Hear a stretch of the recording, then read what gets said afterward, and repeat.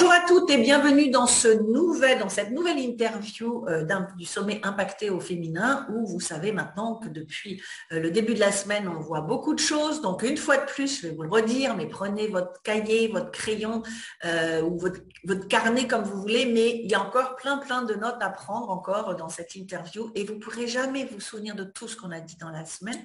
Donc, n'oubliez pas que vous avez accès à toutes les vidéos gratuitement pendant 48 heures, mais si vous voulez retenir tout et réécouter tout à volonté, vous pouvez acheter le pack des replays où vous bénéficierez également de tous les bonus de chacune des intervenantes. Et pour ça, vous avez le lien juste en dessous.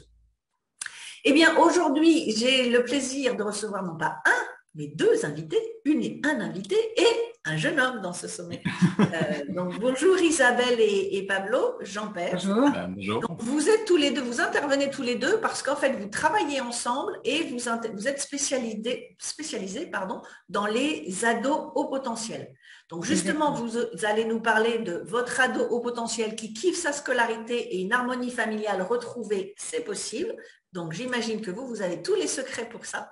Mais avant qu'on démarre véritablement, est-ce que vous pouvez l'un et l'autre vous présenter pour que les gens sachent un petit peu plus sur vous déjà?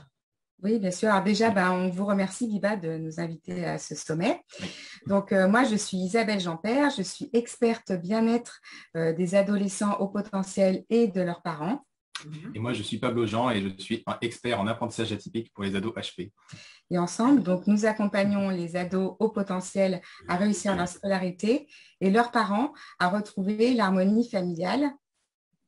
Et 100% de nos clients ont retrouvé confiance en l'avenir de leur ado. Exactement, c'est possible. Donc. Super, voilà, donc c'est possible. Alors justement, avant qu'on commence, ce mot de haut potentiel, on l'entend partout, de plus en plus, c'est devenu à la mode. Avant, on n'appelait pas ça comme ça, mais donc déjà, pour que tout le monde comprenne bien, qu'est-ce que ça veut dire? Est-ce que vous avez une définition précise pour qu'on sache de quoi on parle déjà? Alors, bon, il y a une définition qui est celle de l'OMS et qui est assez, à laquelle on peut se référer, c'est un QI, un quotient intellectuel donc supérieur ou égal à 130.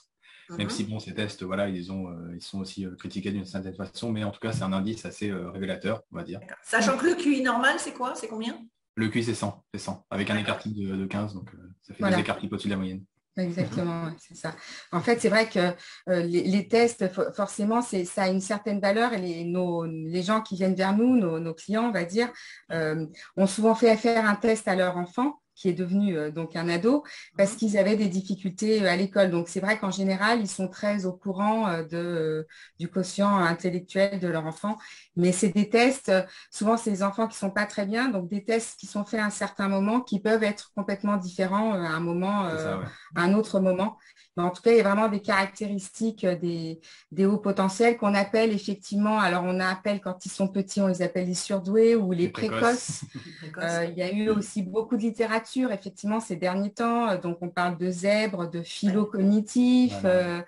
Mais c'est vrai qu'il y a beaucoup sur l'enfance. Il y a aussi de plus en plus sur les adultes, même les jeunes adultes. Mais c'est vrai que les adolescents… C'est assez flou encore. Il y a peu de monde en parle. Effectivement. Et pourtant, c'était une période qui est quand même charnière. Donc, voilà. Et vous parliez des tests, c'est des tests qu'on peut trouver en ligne ou vaut mieux aller voir un psy ou un médecin ou qui on va voir si on veut faire un test, si on s'aperçoit que son enfant est peut-être un petit peu, alors je ne vais pas dire différent, mais on sait que aussi, c'est pour ça que beaucoup d'enfants à l'école ne trouvent pas leur place parce qu'ils s'ennuient. On a l'impression que c'est les derniers de la classe, mais non, c'est juste parce qu'ils s'ennuient, parce qu'ils ont un niveau qui est déjà largement au-dessus. Donc, si quelqu'un qui nous regarde s'aperçoit que son enfant c'est un petit peu cette situation-là, où est-ce qu'on va pour faire ces tests? Alors, si c'est un enfant qui a, par exemple, des problèmes à l'école, des difficultés scolaires, souvent, l'école va prévenir les parents et va proposer ce genre de test. Donc, c'est une des solutions. Après, il y a des solutions, donc c'est chez des psychologues qui sont habilités, on va dire, à passer ces tests. Après, il faut faire encore une fois très attention parce qu'il y a le test qui donne ce fameux numéro, là, ce fameux numéro de QI, on va dire. Voilà. Mais il y a aussi toute l'analyse en fait de la personnalité de l'enfant, de l'adolescent. Et ça, c'est très important parce que même des professionnels qui sont très aguerris et tout, ils peuvent parfois passer à côté de certaines caractéristiques, même si le QI n'est ce jour-là, parce que c'est un jour qu'on passe, ce jour-là n'est pas forcément très élevé, ou en tout cas, voilà. Et c'est vrai que c'est surtout, en fait, il y a vraiment des choses qui sont caractéristiques. Souvent, on dit que c'est des enfants qui sont trop, quoi. Ils sont trop intelligents, trop énervés parfois. Ils sont souvent hypersensibles. Une Donc, pensée différente, une pensée un peu arborescente, voilà. ça c'est caractéristique. Voilà, ça dépend des individus, mais il y a des choses quand même qu'on retrouve outre le QI, quoi. Et puis souvent à l'école, du coup, quand ils sont intéressés par quelque chose, ils sont trop intéressés. Donc, ils sont énormément investis dedans. Et du coup, les autres matières sont passées un peu à l'as. C'est d'ailleurs souvent à l'entrée au collège que arrivent ces problèmes parce que les matières sont bien distinctes et avec des professeurs différents. Et du coup, c'est là que souvent arrivent, on va dire, de plus en plus ces parce qu'il y a souvent des petits à côté avec le haut potentiel. Il y a par exemple de la dyslexie, de la dyspraxie, de la dysorthographie. Voilà, donc c'est souvent ces choses-là qu'on remarque plus avant le haut potentiel. C'est ça, ouais. Ça saute parfois plus aux yeux. Voilà, exactement. Donc justement, si vous travaillez ensemble aujourd'hui, c'est que j'imagine que Pablo a été découvert au potentiel en étant adolescent. Maintenant, vous êtes un jeune homme, mais donc ça évolue aussi, j'imagine, en fonction de l'âge. Donc peut-être que votre situation d'ado, avant déjà de découvrir que vous êtes au potentiel, ensuite vous le découvrez, mais qu'est-ce qu'on en fait? Donc est-ce que vous pouvez nous partager déjà un petit peu votre histoire et comment, parce que vous avez maintenant aussi cette expérience d'harmonie familiale, comme vous dites, parce que il faut passer au travers de toutes ces étapes et il y a, j'imagine, en tant que parent, beaucoup de questions à se poser au démarrage pour se dire comment je fais pour que mon enfant il aille dans un état où il n'allait pas bien, parce qu'en général, quand ils ne sont pas repérés, ils ne vont pas bien, jusqu'à ce que maintenant il soit établi et il soit épanoui. Pardon. Donc déjà, Pablo, nous racontez un petit peu votre expérience à vous et puis ensuite, Isabelle, justement, l'implication familiale. Alors moi, on va dire que de mon côté, l'école, ça a plutôt bien commencé, d'une certaine façon. C'était même surprenant parce qu'on nous a dit, voilà, ça va être dur pour lui, entre guillemets, de commencer l'école, mais j'avais quand même une soif d'apprendre quand même assez énorme. Donc voilà, ça a bien commencé. Après, malgré tout, rapidement, il y a de l'ennui qui s'est fait ressentir, on va dire. Voilà, une forme d'ennui, d'ennui. On a l'impression que tout se répète, que les choses ne sont pas à notre niveau. Ça ne va pas assez vite, quoi. Même le prof ou l'instit ne va pas, le prof ne va pas assez vite pour vous, quoi. D'une certaine façon. C'est ça. Mais après, on va dire que le pire, entre guillemets, ça a été par la suite du harcèlement, parce que on va dire qu'avant, j'avais des copains, etc., en primaire, en maternelle, mais ces fameux copains, en fait, à la fin de la primaire, ils se sont retournés contre moi, et ils ont emporté toute la classe dans du harcèlement, en fait, voilà. Donc, voilà, on va dire que les enfants HP, ils peuvent facilement être cibles de ça. C'est vrai que c'est un phénomène dont il faut se méfier. Oui, du fait qu'ils soient toujours trop, ce fameux trop qui revient. Ils n'ont pas les mêmes centres d'intérêt. Donc, ça, c'est aussi quelque chose qui peut alerter. Donc, il y a de la jalousie des autres déjà, peut-être, qui soient peut-être en avance, et puis ce fait de les rejeter justement parce qu'ils sont différents. Voilà, exactement. Ils ont un comportement différent souvent. C'est ça. Du coup, parfois, qui n'est pas compris, ou ça entraîne ça, quoi. Et donc en fait, ce harcèlement, il a été en fait sous 3 formes parce que ça s'est répété. On va dire qu'il y a eu donc cette fois-là en primaire où ça a été du harcèlement par mes amis. Ensuite, après, il y a eu un harcèlement par exclusion, par rejet, on va dire total. Ça, c'était plus au début du collège. Sauf même si la 6e s'était bien passé, après, ça a été un rejet total. Et après, donc plus tard, j'ai changé d'établissement parce que j'ai changé d'établissement 2 fois, on n'a pas dit. J'avais changé donc en primaire parce que je me faisais harceler. Et après, une 2e fois au collège. Et il y a eu un re-harcèlement, voilà, mais c'était à chaque fois 3 formes différentes, quoi. Donc on a quand même pas mal, ça a été pas mal assez éprouvant cette histoire-là. Et comment vous a révélé, comment vous vous êtes rendu compte ou comment vous êtes passé, ok, je suis différent, à je suis au potentiel et en fait c'est du positif et pas du négatif? Si tu veux expliquer, c'est peut-être toi qui s'en est. Alors, effectivement, moi, en fait, j'ai toujours vu qu'il était différent. Moi, c'est vrai que je suis spécialiste vraiment de l'enfance et de l'éducation. J'ai notamment été professeure de français. Et puis, avant, j'ai aussi été éducatrice de jeunes enfants. Je me suis vraiment spécialisée. Donc, moi, je voyais déjà des différences chez mon fils. Déjà, rien qu'à la naissance, quand il est né, il avait les yeux grands ouverts directement. Enfin, vraiment, voilà, il regardait le monde. Et je me souviens de la sage-femme qui était là. Elle l'a vraiment noté aussi, quoi. Elle l'a vraiment dit, c'est impressionnant, il regarde le monde. Il a marché très tôt, à 10 mois.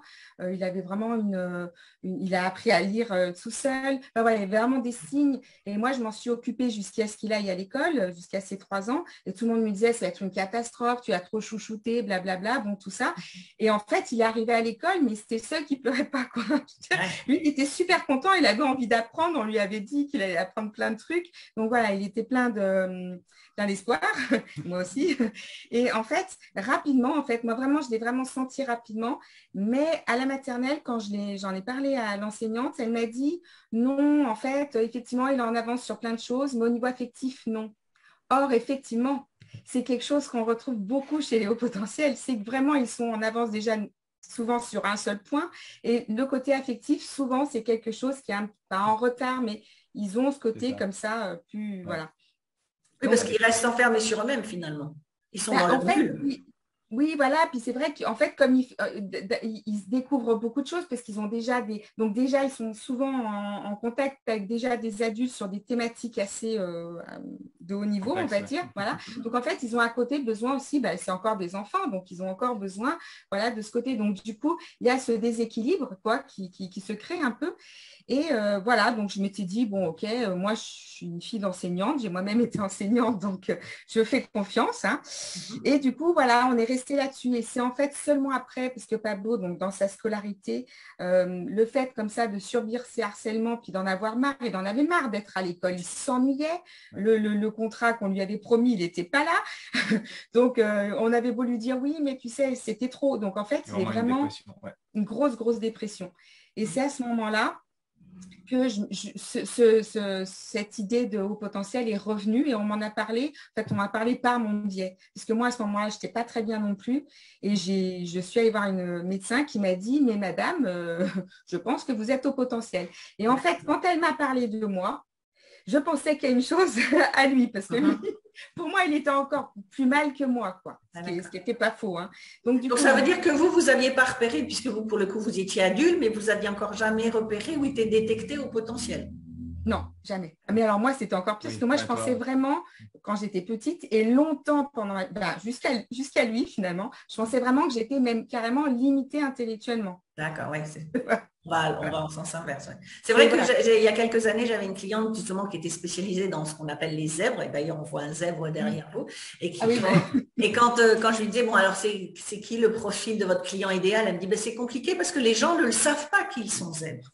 Et à force de dire des choses, d'un seul coup, c'est ah oui, mais ça me ressemble. Ah oui, mais là, je suis différent des autres, mais finalement, je ne suis pas anormal ou quoi que ce soit. Mais je fais partie de ce clan, justement, des gens qui ont plus que les autres. Et souvent, donc, les parents, en découvrant le haut potentiel de leurs enfants, découvrent le leur.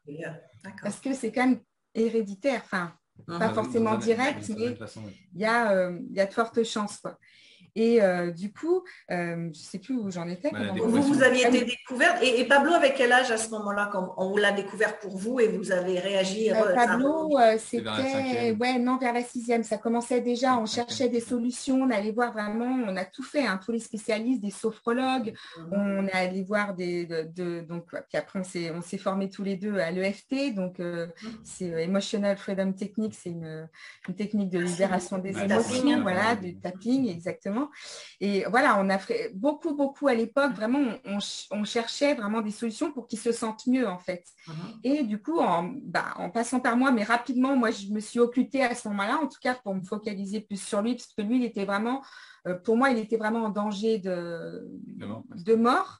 Et j'ai su plus tard, parce qu'il me l'a dit plus tard, que c'était vrai, que vraiment, il avait des idées suicidaires, en fait, Voilà, exactement. Donc, moi, je me suis vraiment focalisée là-dessus et je voulais l'aider. Donc, en fait, ça a été très difficile parce que la première psychologue qu'on a rencontrée, c'est pour ça que j'insiste bien sur le fait que c'est très important de trouver la bonne personne. Si on n'a pas le bon feeling, ne pas hésiter, même si on vous l'a recommandé, même si on vous a dit que cette personne était super, c'est une grande spécialiste de vous habiter, tout ça. Si ça ne passe pas, on change. Parce que nous, ça a été presque pire que mieux.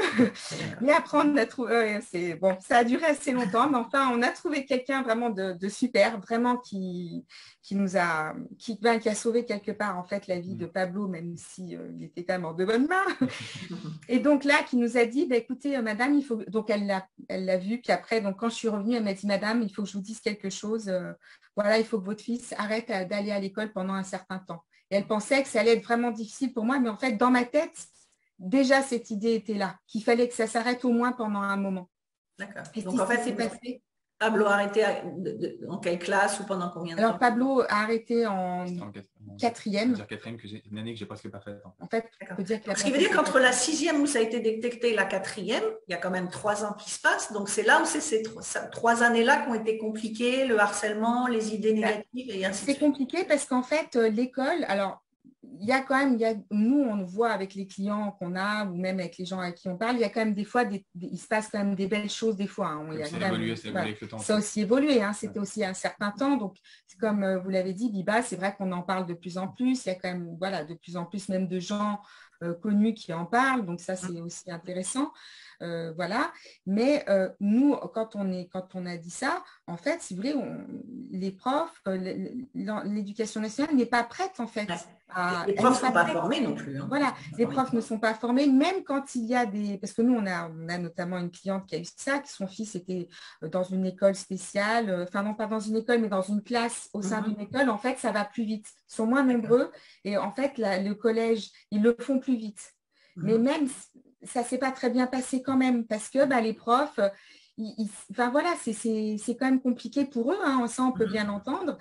Mais nous, le problème, c'est que, on n'entendait pas que Pablo soit différent, 2, on n'entendait pas qu'il se faisait harceler. Enfin, ça faisait beaucoup, quoi. Ça faisait beaucoup. Et voilà. Puis en plus, nous, pendant ce temps, on était comme une famille qui se délitait, quoi. Le lien, il nous faisait plus confiance. Parce que quand on lui disait, mais t'es extraordinaire, t'as plein de potentiel, il disait, non, moi, on me traite comme un débile. Enfin, voilà, ça va pas du tout. Non, vous mentez, quoi. Donc, voilà, pour faire simple. Donc, du coup, on a arrêté. Et on a bien fait parce que, pendant un certain temps, très compliqué. Il fallait faire un break, évidemment, quand tout s'accumule comme ça. C'est une sorte de burn-out. Et vous avez arrêté l'école combien de temps, alors? En fait, on va vous dire, parce qu'après, il y a eu une phase de réussite, on va dire, parce que là, on a parlé un peu du négatif. Mais... D'accord, justement, on y vient. Donc, on est à la période charnière, là, on est en 4e, et donc comment ça évolue à partir de la 4e? Donc voilà, à partir de la 4e, c'est une année que j'ai presque pas faite parce que j'étais tellement au bout du rouleau, et donc il y a eu un gros break. Après, donc à partir de la 3e, j'ai commencé à faire vraiment l'école à la maison, à m'organiser. Donc il a fallu mettre en place des méthodes d'organisation, de comment gérer ce cerveau un peu qui part dans tous les sens pour quand même s'adapter au système scolaire, parce que voilà, il y a quand même des exigences. Et donc voilà, on a comme ça petit à petit développé des méthodes. Donc dans un premier temps, j'ai passé mon brevet en candidat libre, que j'ai eu avec mention bien. Ça, c'est la première. Donc l'année d'après. Voilà. Une année après, un décrochage total. Comme quoi, voilà, tout est possible. Ça se confirmer. C'est ça. Et après, donc, au lycée, vu que ça m'allait, en fait, j'ai continué comme ça. Là, on s'est posé la question, puis entre-temps, il y a eu un déménagement, etc. Donc, c'était un petit peu... On a changé d'air. Voilà. Donc, au final, j'ai continué comme ça et je suis allé comme ça jusqu'au bac. Mention bien, le bac S à l'époque. Voilà. C'est ça. Et c'était, il y a eu plusieurs, forcément des phases où on travaille plus, des phases où on travaille moins, etc. C'est pour ça qu'on a développé au fur et à mesure toutes ces méthodes. On s'est formé énormément au haut potentiel. À la scolarité, à la parentalité, toutes ces choses-là. Oui, c'est ça, parce que c'est vrai que moi, j'avais beau être très, j'ai eu une formation pédagogique, donc j'avais forcément des idées et des notions, mais Pablo, lui, il a vraiment su vraiment s'adapter à son potentiel, adapter ses journées aussi. Parce que souvent, les parents ont peur de l'école à la maison. Ce n'est pas ce qu'on prône forcément, hein. C'est une des solutions, donc ce n'est pas la solution, hein, bien sûr. Mais du coup, ça lui a permis de vraiment s'organiser. Par exemple, je sais pas, moi, il avait envie de se faire 3 jours de maths, il se faisait 3 jours de maths. Ce qui lui trouvait toujours ça pénible. Tant qu'on équilibre après, que tout est fait après. Il trouvait ça pénible. À l'école, par exemple, on fait 2 heures de maths. Et après, même si on n'a pas compris, c'est fini et on va faire de l'anglais, quoi. D'accord. Lui, il allait jusqu'au bout, jusqu'à ce qu'il ait compris. Et je me rappelle même je crois que c'était en seconde, hein, où il avait un peu plus de mal, forcément, ou en première, non, je ne sais plus. Seconde, je crois. Où il avait un peu plus de mal pour certaines matières. Et je lui ai dit, écoute, tu y vas tranquille. Puis si vraiment tu as des difficultés, on prendra une aide extérieure. C'est surtout la terminale aussi, où là, forcément, ça s'accélère. Donc la terminale, c'était pire. Oui, je crois que c'était plus en terminale. Plus en terminale. Donc, pendant cette période-là, mais il y a aussi donc, de la 4e à après, ça s'arrange pour Pablo. Est-ce que ça s'arrange pour la famille ou il y a aussi un temps d'adaptation? Parce que là, il y a eu aussi une période noire pour la famille. Est-ce que en même temps, la famille s'arrange, l'harmonie dans la famille, puisqu'on parle de ça aussi? Ou est-ce qu'il faut aussi que Pablo s'adapte de son côté, vous de votre côté, parce que vous avez appris la nouvelle aussi, pour vous-même et pour votre enfant? Et comment on change la famille qui peut-être allait moins bien parce que obligatoirement ça crée des problèmes dans la famille. Comment tout redémarre en fait en même temps? Oui, bien sûr, c'est ça. Effectivement, il faut mettre, il y a plein de choses à mettre en œuvre. C'est pas forcément des choses très difficiles, mais c'est vrai que si déjà s'autoriser à souffler, c'est déjà assez, ouais. Oui, lâcher prise. D'ailleurs, c'est vrai que dans la vidéo qu'on a donnée en bonus, c'est vraiment les quatre clés qui nous ont vraiment beaucoup aidés. Et on espère qu'elles vous aideront aussi. On en est sûr. C'est que vraiment, en fait, on se retrouve avec nous. C'est les gens, quand ils arrivent vers nous, ils sont comme ça. C'est qu'en fait, ils sont au bout du rouleau, quoi. Ils pensent qu'il faut mettre des choses pas possibles parce qu'ils ont entendu plein de choses sur leur enfant. Souvent, c'est des gens parce que autant les adultes, ils le découvrent parfois comme ça, autant souvent les parents, ils le savent déjà quand leur enfant quand leur ado était enfant, ils ont appris plein de choses, ils ont eu plein d'informations, alors ils savent qu'il est dyspraxique, dyslexique, machin, enfin qu'il y a plein de problèmes, qu'il est pénible en classe, qu'il n'écoute rien, qu'il dérange les autres, enfin tout ça, ils le savent. Ils l'ont entendu, ils l'entendent encore, ils sont comme ça. Sauf que voilà, ils oublient que leur enfant, c'est un haut potentiel. Il a un potentiel de dingue. Et si on ne s'occupe pas de cet enfant, on a encore vu là, il y a peu de temps, il y a différentes sources qui donnent des pourcentages différents, mais on va prendre le plus petit. Il y a 30% des hauts potentiels qui n'atteignent pas le baccalauréat. Alors en soi, c'est pas si grave. S'ils trouvent leur voie et que, je sais pas, ils sont très heureux de devenir boulanger, coiffeur, menuisier, moi, je trouve que c'est magnifique, tant mieux. Mais souvent, c'est hélas plus du décrochage. Croire toute leur vie qu'ils sont nuls. C'est vraiment après. Voilà. Alors qu'ils ont un potentiel de dingue. C'est vraiment des enfants qui vont changer. Pour moi, enfin pour nous, c'est vraiment des enfants qui peuvent changer le monde, quoi. Je veux dire, aux États-Unis, Biba, je suis sûre que vous en avez entendu parler, ils sont recherchés, quoi. Dans certains domaines, on les chasse, quoi. Il y a des chasseurs de tête pour ces profils-là, quoi. Donc, c'est vraiment... Et est-ce qu'il n'y a pas des moments où, justement, si en tant que... Alors, vous avez été détecté au potentiel aussi, mais si les parents ne sont pas au potentiel, est-ce qu'ils ne se sentent pas, je ne sais pas, inférieurs à leurs enfants ou du coup, ils ne savent pas du tout les maîtriser, ils ne savent pas quoi en faire parce qu'ils sont complètement perdus. Et si en plus, ils n'ont pas l'accompagnement ou le bon entourage, parce que c'est pareil, il faut savoir qu'il y a des gens qui peuvent vous aider. Si on n'a pas tout cet encadrement-là, on fait quoi avec son enfant ou avec son ado? C'est ça. En fait, il faut vraiment, c'est une des clés, c'est vraiment Alors déjà, l'entourage, c'est très compliqué parce que forcément, les amis, tout ça, on peut s'en détacher. Il y a l'entourage, la famille, c'est déjà un peu plus compliqué. Il faut savoir qu'effectivement, quand vous commencez à dire que votre enfant a haut potentiel, il y en a qui sont ouverts et qui comprennent, mais il y en a d'autres, ah oui, elle croit qu'elle a un génie. Enfin bref, ça, vous allez l'entendre. Ça, c'est sûr. Au moins une fois et à mon avis plus. Donc ça, ok. Mais voilà, il faut vraiment s'entourer, aller, je sais pas moi, aller dans des, ça doit exister de plus en plus maintenant, des groupes de parole. Enfin voilà, déjà où vous pouvez parler. Parce qu'il y a des parents, ils n'osent même pas dire, parce que régulièrement, forcément, ils ont certainement soit envie de jeter leur enfant par la fenêtre, soit eux-mêmes de se jeter par la fenêtre. Et ça, ils n'arrivent pas à le dire même à des professionnels. Certains vont voir des psychologues, ils n'osent pas leur dire des choses comme ça. Alors qu'en fait, il faut... Oui, parce qu'ils se sentent mauvais parents, du coup. Exactement. En fait, c'est ça. Parce qu'en fait, ils vont voir des psychologues ou des pédopsychiatres ou tout ça qui leur disent, OK, il faut faire ça et ça et ça. Le problème, c'est que quand vous êtes chez vous, par exemple, il y a une des grandes thématiques, c'est pas d'écran après 20 heures. Ok, super. Sauf qu'après 20 heures, quand vous êtes chez vous, avec votre ado qui est au bout du rouleau parce qu'il s'est passé une journée pourrie, puis vous aussi, parce que vous avez aussi du travail, puis même si vous ne travaillez pas, vous avez des tâches à faire, comme tout le monde. Et puis, vous faites comment? Et surtout, si vous avez un haut potentiel qui ne dort pas jusqu'à 1h du matin, parce que ça, c'est un problème aussi, le sommeil, vous allez faire quoi? Donc, c'est ça. C'est ça le problème, c'est que quand on est accompagné, il faut faire attention parce que soit il faut vraiment trouver la bonne personne. Si vous ne vous sentez pas, si ce n'est pas assez, si vous avez l'impression qu'on vous traite toujours comme une mauvaise mère, c'est que ce n'est pas le bon endroit. Il n'y a personne qui est une mauvaise mère, ça n'existe pas. On fait toujours de son mieux et surtout quand vous cherchez de l'aide, vous n'êtes pas une mauvaise mère puisque vous cherchez des solutions. Donc des fois elles sont mauvaises, mais en tout cas vous les cherchez. Donc, ça, si quelqu'un vous fait croire que vous êtes une mauvaise mère, c'est que vous n'êtes pas au bon endroit. Il faut changer. Et c'est vrai que c'est comme beaucoup, il y a pas mal de sujets qui sont des sujets tabous auxquels les gens n'osent pas ou parce qu'on veut pas dire qu'on est concerné ou quoi que ce soit. Il y a plein de sujets comme ça. Alors qu'en fait, la solution, on la trouve quand on commence à parler. Au lieu de garder les problèmes pour soi, donc on vous dit s'il y a des groupes de parole ou autre. Et aujourd'hui, on a la chance d'avoir Internet, donc de pouvoir se renseigner sur Internet, tout de savoir où sont les groupes et les choses comme ça. C'est à tous les niveaux. Hein. Je dis toujours que par exemple, en tant qu'entrepreneur, on peut commencer tout seul, on ne peut pas se développer seul, on a besoin des autres. Eh bien, dans plein de domaines, on ne peut pas se débrouiller tout seul. On ne peut pas être bon partout et on ne peut pas tout connaître. Donc, c'est super important de ne pas avoir peur, en fait, de dire les choses telles qu'elles sont. Et plus on va parler, plus on va trouver des solutions en plus. Exactement. Oui, c'est ça, exactement. C'est vraiment ça, en fait.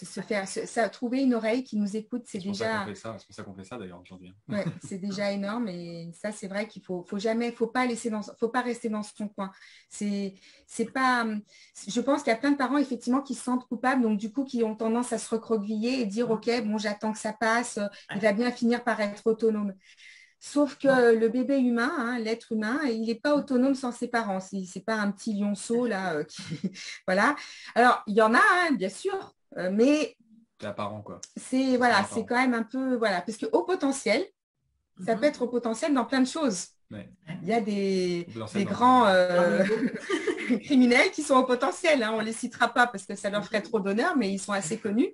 Et donc, ça peut… Voilà. Donc, c'est quand même bien d'être bien accompagné. Et surtout, en tant que parent aussi, s'autoriser de dire, OK, moi, j'y arrive plus. Il faut que je trouve quelqu'un pour m'aider. Pas tout lâcher, bien sûr, c'est pas possible parce que c'est important, mais de dire OK, j'y arrive plus, j'ai besoin d'aide, il faut m'aider. C'est normal en tant que parent, en tant que mère, de ne pas y arriver. Même moi qui étais plus ou moins, j'étais formée, c'était mon métier, tout ça, mais j'étais au bout du rouleau, personne ne m'écoutait. J'étais mes parents, ma famille, mes amis, on a fait le tri, hein, pour plus, ça fait faire le tri. Hein. Mais voilà, quoi, personne ne m'entendait en fait. Puis au bout d'un moment, vous n'osez plus en fait. Donc c'est important effectivement de chercher. Et donc, Pablo, comment vous avez passé la transition de l'ado, puisqu'aujourd'hui vous avez 20 ans, au jeune adulte, puisque je ne sais pas s'il y a un âge spécifique à laquelle on sort de l'adolescence, mais en tout cas, vous êtes en train de devenir un jeune adulte.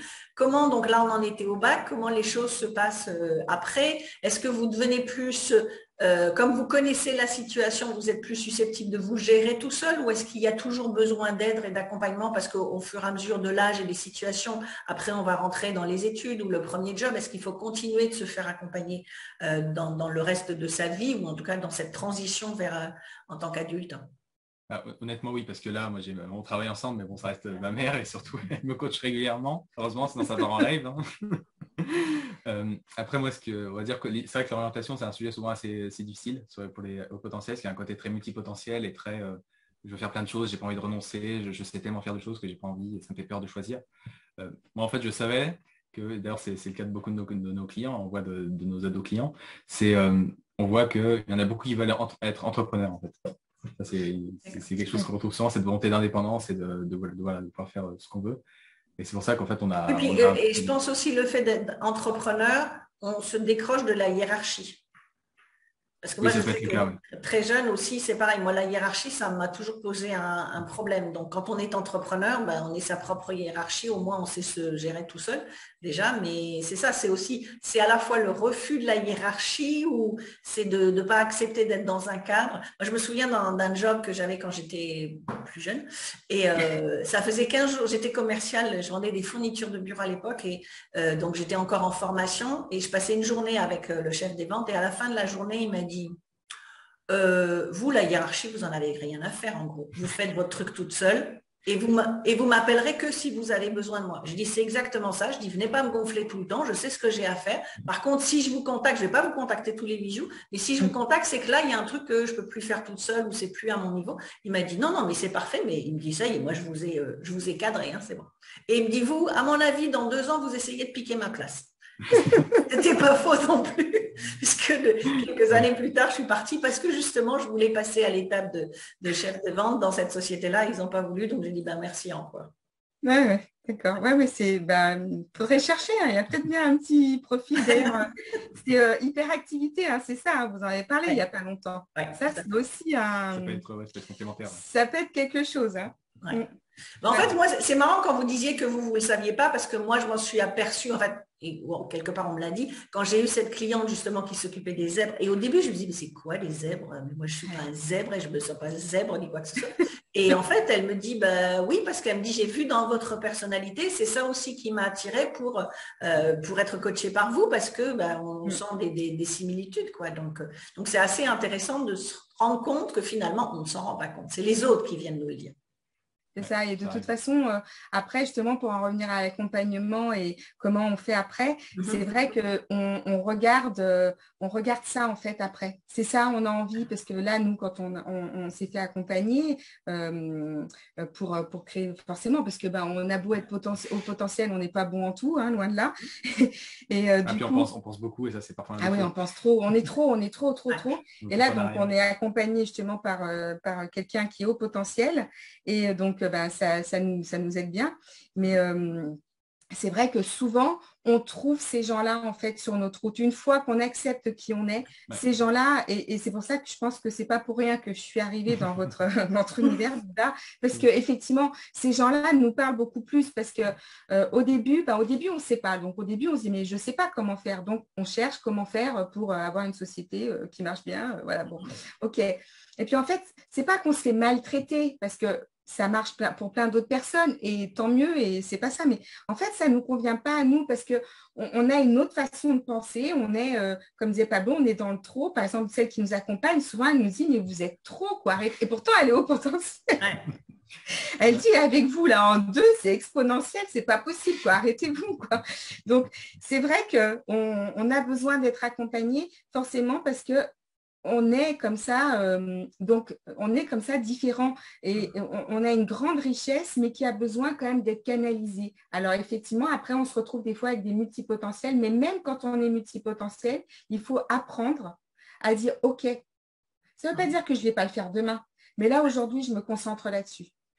Ça ne veut pas dire, OK, cette idée, elle est certainement géniale, je la note. De toute façon, en général, pas besoin de noter, c'est là, ça ne part pas.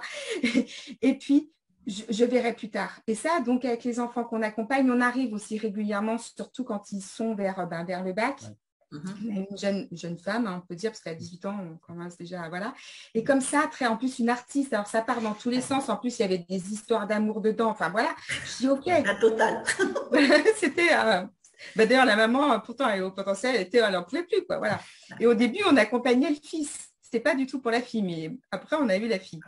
Et je lui ai dit, OK, il faut que tu arrives à organiser tout ça. Qu'est-ce que tu fais là maintenant? Et tu t'y tiens. Ça ne veut pas dire que ça, c'est pas intéressant, tout ça.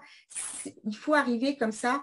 Et de temps en temps, même si on sait qu'on est comme ça, on a besoin, comme tout le monde en fait, d'avoir quelqu'un qui nous dit de l'extérieur, OK, là, tu prends ça, tu vas là-dessus. Ça ne veut pas dire que le reste, c'est pas bien, mais tu es obligé parce que tu ne vas pas y arriver, en fait. Parce que c'est tout le temps. Sinon, on est tout le temps, on ne dort pas parce qu'on n'est pas des gros dormeurs la plupart du temps. Alors, à l'adolescence, on a quand même encore besoin de dormir et bon, c'est compliqué. Surtout quand on doit aller le lendemain à l'école et qu'on n'a pas envie. Donc, c'est compliqué. Donc, du coup, il y a tout qui part comme ça, des choses. En plus, ils en ont marre d'aller à cette école quand on leur dit il faut passer ton bac. La plupart ne comprennent pas Pablo, ce qu'il oublie peut-être de temps en temps. Il me disait, mais pourquoi je vais passer le bac? Je m'en fous, de toute façon, je n'ai pas envie de faire d'études supérieures, parce qu'il savait déjà très tôt, en fait, qu'il voulait être son propre patron, mais il ne savait pas dans quoi. Mais déjà, bon, je me disais, c'est pas mal, hein, finalement. Et en fait, quand il a fait tout son cheminement, il a vraiment voulu accompagner... Là, je fais du coaching scolaire aussi pendant une période. Je me suis dit, je vais vraiment aider les ados. Puis au final, c'est pour ça qu'on a créé, donc on est ensemble sur Scolarité Automne. Moi, j'étais plus sur les femmes, l'accompagnement vraiment des femmes, des mères. Et puis, un jour, il y a eu des clés. C'est imbriqué, Donc, ça doit rassurer les gens aussi, ça doit rassurer de vos clients parce que comme vous êtes encore très jeune et que vous venez de vivre tout ça, justement, cette harmonie familiale, ça rassure les gens le fait que vous travaillez ensemble. Oui, parce qu'on leur dit, parce que là, ils s'imaginent, parce que souvent, ils disent, ah oui, mais moi, le mien, il n'est pas comme Pablo. Mais attends, mais tu aurais vu Pablo, ou même moi, parce que moi aussi, je n'étais pas la même non plus.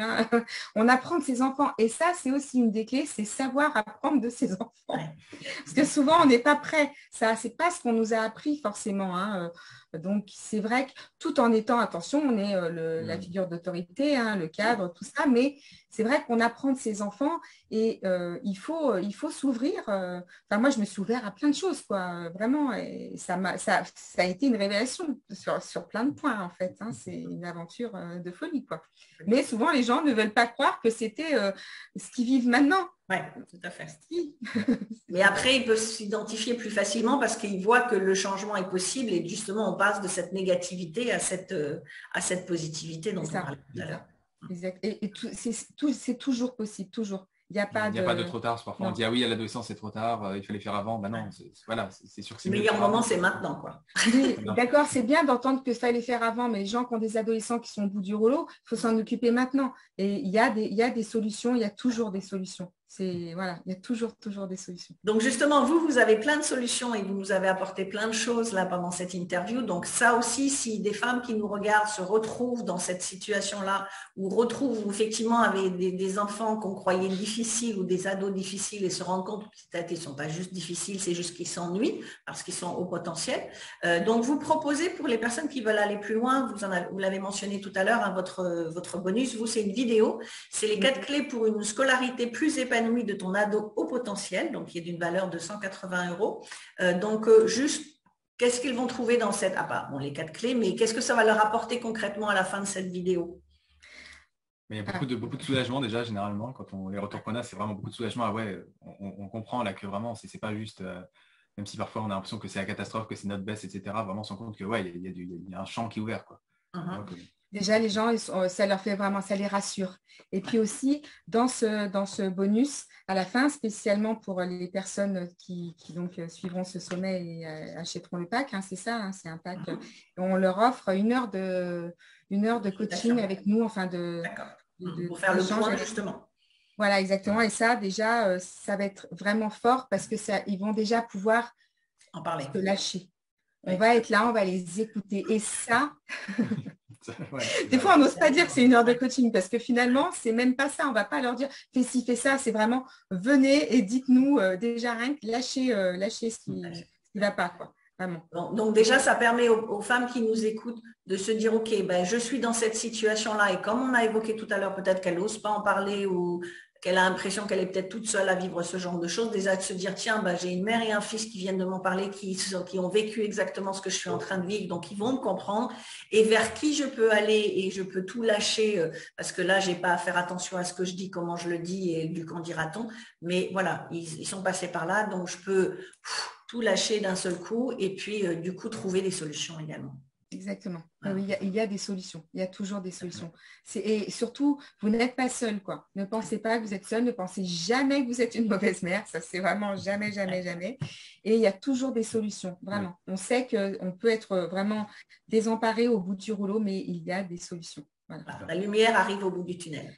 Oui, vraiment, vraiment, toujours. Eh bien, en tout cas, merci beaucoup à vous deux. Merci Pablo pour être entré dans notre monde des femmes entrepreneurs. Et félicitations à vous aussi pour être devenu un entrepreneur. Donc, une fois de plus, à toutes qui nous regardez, si vous êtes concernés par ce sujet-là ou si vous connaissez des personnes autour de vous qui ont peut-être une problématique avec leur enfant, leur adolescent et que ça n'a pas été encore détecté véritablement, peut-être que là, ça vous a donné des antennes en disant, tiens, l'enfant, il a réagi de telle et telle façon. Partagez cette information, hein, partagez le sommet, le lien du sommet pour avoir accès à cette vidéo. Donc, je vous rappelle que toutes les vidéos sont disponibles gratuitement pendant 48 heures, mais il y a tellement d'informations à tous les niveaux de votre vie de femme, à titre personnel, professionnel, la famille, le bien-être, l'éducation et autres. On aura une autre interview aussi sur l'éducation pour les enfants. Donc là, voilà, dans ce sommet-là, j'ai vraiment couvert toutes les thématiques que vous pouvez rencontrer en tant que femme. Il y a plein d'informations, donc si vous voulez avoir cette possibilité de tout réécouter à votre volonté, le lien est en dessous de cette vidéo pour acheter le pack et avoir l'ensemble des bonus et bien évidemment la vidéo bonus de...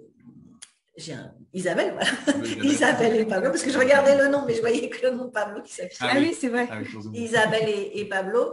Déjà, la vidéo, ça va vous donner encore plus d'informations et derrière cette consultation qui vous propose et qui va vous permettre effectivement de tout lâcher et enfin de reprendre le contrôle de votre vie, de celle de votre enfant et puis retrouver cet épanouissement de la famille dont on parlait tout à l'heure. Donc, je vous rappelle, tout est en dessous, le lien est juste en dessous, vous avez juste à cliquer dessus. Vous êtes à un clic du transformation de votre vie ou du transformation de la vie de quelqu'un que vous pouvez connaître. Donc, encore merci beaucoup Isabelle et Pablo pour toute cette expérience que vous avez partagée avec nous. Et puis à vous toutes qui nous regardez, je vous dis à très vite pour la prochaine interview. Merci, au revoir. Au revoir.